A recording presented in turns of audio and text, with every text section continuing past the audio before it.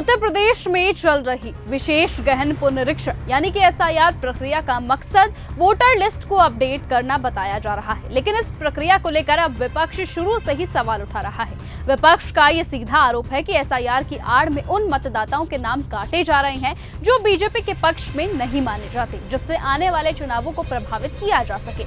लेकिन इस बीच अब बीजेपी के प्रदेश अध्यक्ष यानी कि जेपी नड्डा का बयान सामने आया, जिसमें उन्होंने पार्टी कार्यकर्ताओं से कहा कि अगर वो एक महीने तक पूरी ताकत से एसआईआर के काम में लग जाएं तो 2027 का विधानसभा चुनाव जीतने से उन्हें कोई नहीं रोक पाएगा।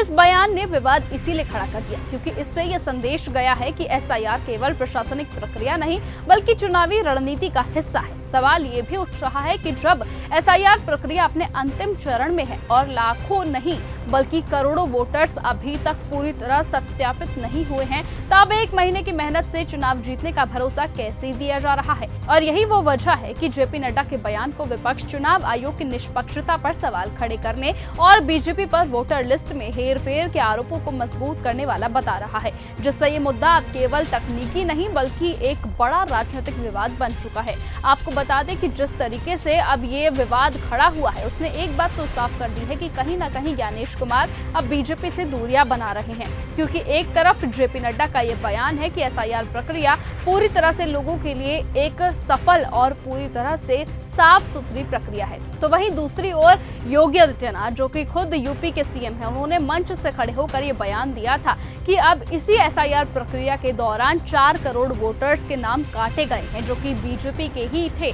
यानी कि एक ओर बीजेपी कुछ और कहती है तो दूसरी ओर बीजेपी कुछ और कहती है। अब आपको बताएं कि जिस तरीके से ज्ञानेश कुमार इस बीच फंसे हुए हैं, जनता तो कहने लगी है कि ज्ञानेश कुमार खुद को बचाने के लिए यानी कि खुद पर लगे आरोपों को झूठा साबित करवाने के लिए इस तरह की चाल चल रही है। बहरहाल देखना होगा कि क्या इस चाल में अब सीएम योगी आदित्यनाथ फंसते हैं, क्योंकि कहीं ना कहीं लोग और साथ ही साथ जनता अब ये कह रही है कि सब कुछ अमित शाह के इशारे पर करवाया जा रहा है, यानी कि 2027 का विधानसभा चुनाव सीधे तौर पर अमित शाह के हाथों में है। और कहा यहाँ तक जाने लगा है कि अमित शाह नहीं चाहते कि 2027 में योगी ही यूपी के मुख्यमंत्री बने। इसलिए अब देखना होगा कि आखिरकार होता क्या है। क्या ये एसआईआर बीजेपी के लिए फायदेमंद साबित होगा या फिर नुकसानदायक? क्या ये एसआईआर प्रक्रिया कहीं ना कहीं सीएम योगी को साइडलाइन कर देगी? क्या सचमुच ज्ञानेश कुमार बीजेपी के खिलाफ हो गए हैं? वो आने वाला वक्त बताएगा। फिलहाल तब तक के लिए बने रहिए और ऐसे ही देखते रहिए न्यूज गंगा। नमस्कार।